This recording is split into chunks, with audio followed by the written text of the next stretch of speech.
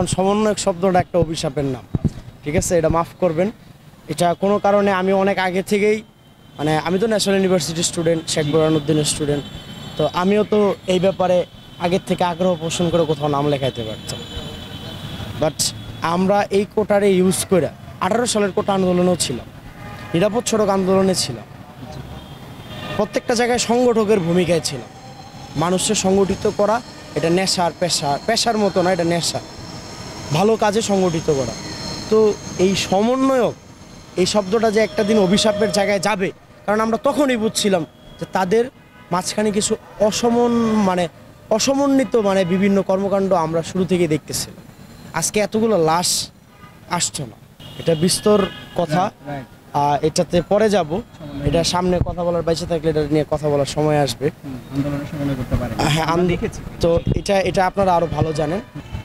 ভূতের পা নাকি হাতে, ওই যে পিছন দিকে, ওই যে মাওলানা দেলাওয়ার হোসেন সাইদি হুজুরের একটা বক্তব্য ছিল এরকম, যে সরকারের যেমন ভূতে ধরছিল, ঠিক আমার কেন জানি তোমাদের কয়েকটা সমন্বয়ক, কথিত সমন্বয়ক, আত্মসহঘোষিত সমন্বয়ক, তোমাদের এই উদ্ধত্তপূর্ণ কথার কারণে আমার কেন জানি মনে হতেছে যে তোমাদের পা কোথাও পিছনের দিকে টানতেছে, এবং ঠিক ওই খুনি হাসিনার পেতাত্তা তোমাদেরকে টানতেছে যে আসো আমার দলে আসো, বা তোমাদের উপর ভর করছে, তোমরা বিপদে আসো।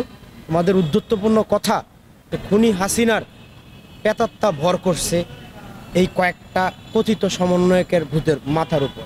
নতুন রাজনৈতিক দল এই মুহূর্তে শোনেন, আমাদের জনগণ তাদেরকে অ্যাকসেপ্ট, ওই হাসনাত আবদুল্লাহ বলি, আর ওই সার্জিস বলি, আর ওই যে সুমাইয়া তাবাসসুম, কি জানি কয়েকজন আছে।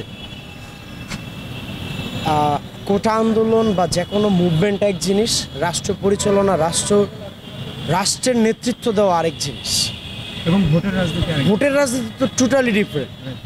তো সেই রাজনীতিতে বাংলাদেশের যারা পুরাতন, বাংলাদেশে বিভিন্ন সময় যাদের ভূমিকা এই বাংলাদেশের পুনর্গঠন করতে ছিল, আছে, সেই মাঠে তোমরা অবশ্যই নামতে পারো।